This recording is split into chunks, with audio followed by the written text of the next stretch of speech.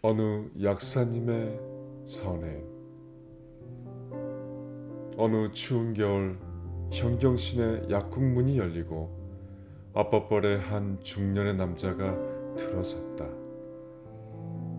그는 들어오자마자 의자에 털썩 주저앉았다.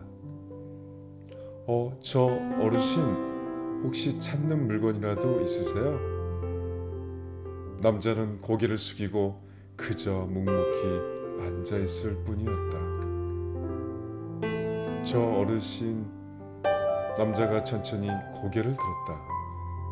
그의 눈은 붉게 충혈되어 있었다. 미안합니다. 저는 약을 사러 온 게 아니에요. 네? 선생님은 일을 할 수 있어서 좋겠어요. 남자는 과거에 잘 나가는 사업가였다. 그러나 사업이 부도나면서 모든 걸 잃고 쫓기듯 부산으로 내려온 지 10년. 그에게 남은 건 링거 주사를 잘못 맞아 마비된 한쪽 팔과 약해진 청력뿐이었다. 어떻게든 살아보려고 했는데 너무 힘이 들어요.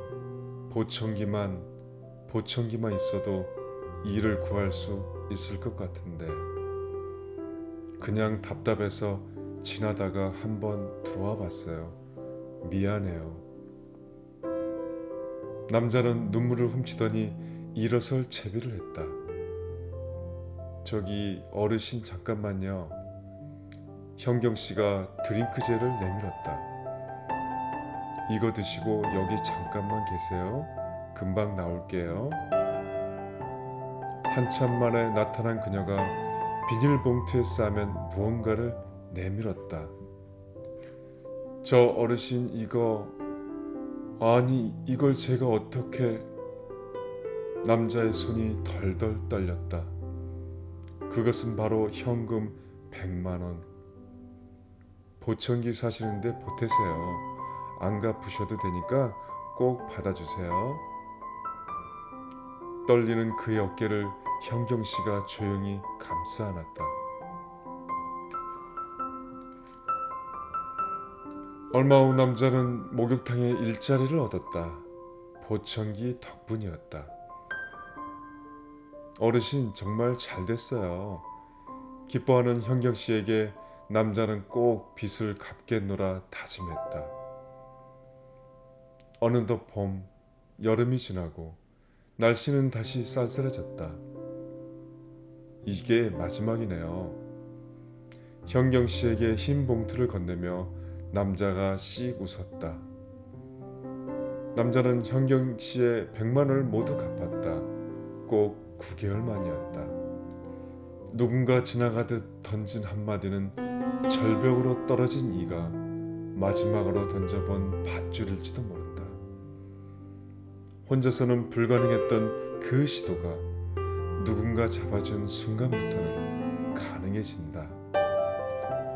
어르신, 너무나 절실한 상황에서 혼자서는 도저히 극복을 하지 못하실 것 같아 도와드린 것뿐인데 이렇게 알려져서 오히려 부끄러워요. 연합뉴스에 보도된 이현경님의 실제 인터뷰였습니다.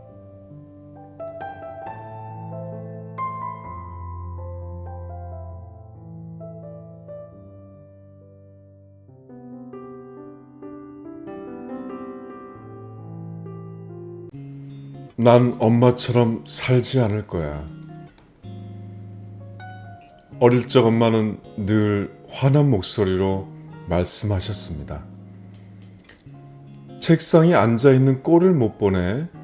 도대체 무슨 생각을 하는지. 삐쩍 말라서 밥 먹는 건 또 그게 뭐니? 내가 사춘기가 되었을 때도 사람들 앞에서 꺼리낌 없이 말하는 엄마가 너무 창피하기도 했습니다. 엄마가 커피숍에서 커피를 주문하고 있었습니다. 깐타피아 코스프라떼, 종업원이 대답했습니다. 그게 뭐예요, 손님? 엄마, 메뉴판 보고 다시 주문해.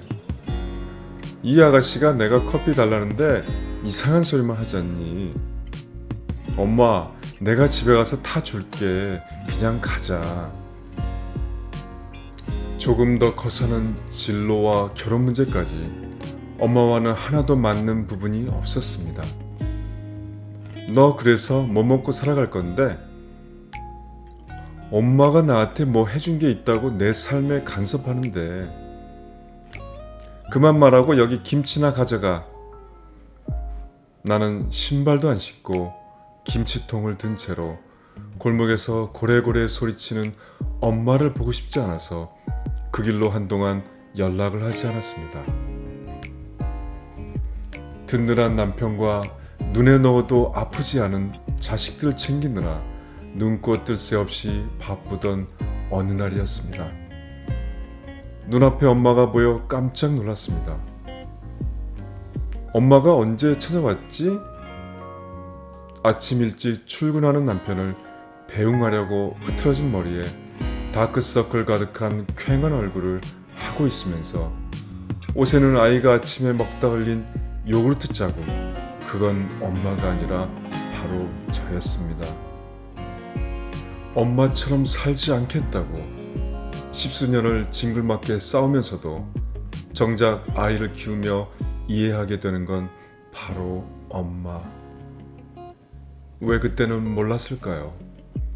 엄마만의 사랑 방식이 있었다는 것을. 어릴 적 나에게 상처 주었던 엄마. 사실 엄마도 엄마가 처음이었습니다. 세월이 지나 그 사실을 깨닫고 난 뒤에는 정작 하고 싶은 말을 전하지 못할 때도 있습니다. 어느덧 시간이 지나 우리도 어른이 되어버렸습니다. 오늘은 내 생에 다시 오지 않는 날입니다. 더 늦기 전에, 더 후회하기 전에 그동안 부모님에게 말하지 못했던 마음을 전해보세요. 상처를 치유하기 위해서는 먼저 그 상처를 마주보는 용기가 필요합니다. 파울로 코엘뇨.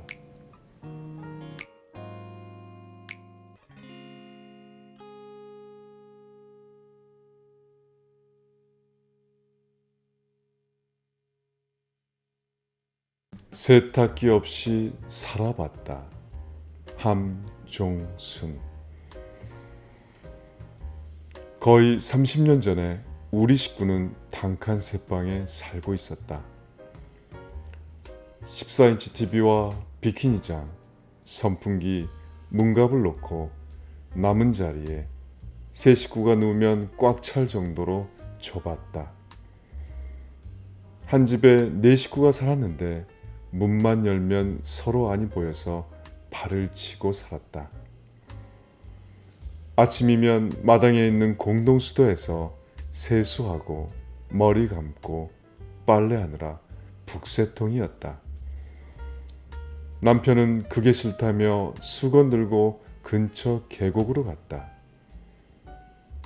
화장실도 네 집이 같이 쓰느라 남편은 출근할 때까지 참았다가 회사에서 볼일을 해결하곤 했다. 다른 사람들과 부딪히기 싫었는지 남편은 누구보다 일찍 일터로 나갔다. 그때는 다들 그렇게 살아 당연한 일이거니 질서를 지키며 잘 지냈다. 주인집 아줌마는 콩 한 쪽도 나누어 먹는 분이어서 과자라도 생기면 꼭 나누어 주었다. 그 집에 살면서 정말 많이 얻어먹었다.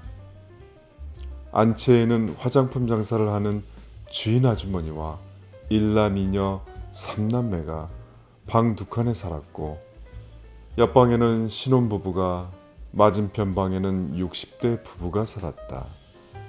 모두 학교와 일터로 나가고 나면 집에는 나와 갓난아들만 남았다. 그러면 나는 마당에 나가 빨래를 했다. 기저귀를 연탄불에 삶아 방망이로 펑펑 두들렸다. 뽀얗고 뽀송뽀송한 빨래를 거들 때면 기분이 너무 좋았다. 문제는 비 오는 날이었다. 빨래를 방에 널고 선풍기를 틀기도 했고 연탄불에 말리기도 했지만 장마철에는 감당이 되지 않았다. 아이 기저귀여서 빨래를 미룰 수도 없었다. 그게 안쓰러웠는지 주인 아줌마가 자기 세탁기로 탈수하라고 배려해 주었다. 하루는 탈수를 하고 있는데 주인 아줌마가 평소보다 일찍 들어왔다. 나는 도둑질하다 들킨 사람처럼 깜짝 놀라 몸이 굳어버렸다. 주인 아줌마가 마음을 써준 것인데도 너무 소심해서 그 마음을 제대로 받아들일 수 없었던 것이다. 1년 반이 지나 독채로 이사하고 나니 마음대로 빨래할 수 있는 것이 그렇게 마음 편할 수가 없었다. 지금은 마당이 있는 넓은 시골집에 살고 있다. 단독주택이어서 밤이고 낮이고 이웃 눈치 보지 않고 빨래할 수 있어 너무 좋다. 오늘은 함종수님 세탁기 없이 살아봤다였습니다.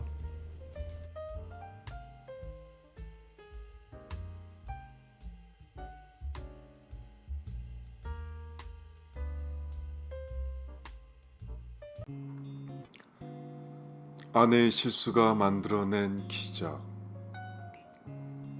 시각장애인 남편을 둔 아내가 있었습니다. 신문 기자였던 남편은 사고로 두 눈의 시력을 다 잃었지만 집에서 고정 칼럼을 써서 신문사에 보내는 일을 하였습니다. 아내는 남편이 걸려 넘어지기라도 할까봐 집안의 모든 물건을 언제나 제자리에 놓아두었고, 남편은 시각장애인 특유의 직감으로 모든 것을 혼자서 해낼 수 있을 때까지 스스로를 단련했습니다. 그날도 남편은 늦도록 기사를 쓰고 있었습니다. 잠자리를 준비한 아내는 침대에 누워 남편이 일하는 모습을 사랑스러운 눈길로 바라보았습니다. 그런데 침대 옆 서랍장이 남편의 얼굴을 반쯤 가리고 있었습니다. 아내는 서랍장을 옆으로 조금 밀어놓고 남편을 바라보았습니다. 남편을 바라보는 아내의 얼굴에 비로소 환한 미소가 번졌습니다. 얼마쯤 지났을까? 아내는 졸음이 몰려와 스르르 잠이 들었습니다. 남편이 기사 작성을 끝낸 것은 한밤중이었습니다. 아, 피곤해. 남편도 기지개를 켜며 자리에 누웠습니다. 여느 때처럼 아내 곁에 누운 남편은 불현듯 서재의 불을 끄지 않았다는 사실이 생각났습니다. 곤히 잠든 아내를 깨워서는 안 된다는 사실에 살며시 일어난 그가 막 걸음을 옮기려는 순간 그만 서랍장에 걸려 넘어지고 말았습니다. 꽝! 쨍그랑! 눈앞에 불이 번쩍하고 온몸에 뜨거운 물을 뒤집어 쓴 느낌과 함께 바닥으로 꼬꾸라졌습니다. 안경과 스탠드가 깨지는 소리에 놀란 아내가 벌떡 일어났습니다. 여보, 무슨 일이에요? 놀란 아내는 남편을 부축하며 일으켜 세웠습니다. 괜찮아. 여보, 이 피 좀 봐, 피. 구급차가 달려오고 병원으로 실려가 응급처치를 받아보니 심한 충격으로 며칠간 치료가 필요하다는 것을 알았습니다. 뒤에야 아내는 사태를 짐작할 수 있었습니다. 아내는 울먹이며 말했습니다. 여보, 미안해요. 제 실수예요. 서랍장을 약간 옮겼는데 그만. 정말 약간이었습니다. 10cm가 덜랑말랑하게 옮겨놓은 서랍장에 부딪혀 눈 두덩이가 찢어지고 충격을 받은 것입니다. 기적은 며칠 동안 병원 신세를 지고 태어나는 차 안에서 일어났습니다.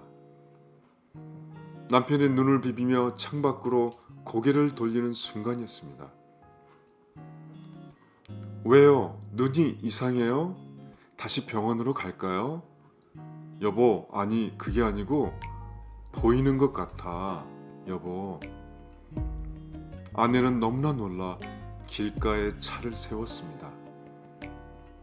남편은 아내 얼굴이 보인다고 했습니다. 보여, 당신이 보인다고. 여보, 아내의 눈가에 이슬이 맺혔습니다.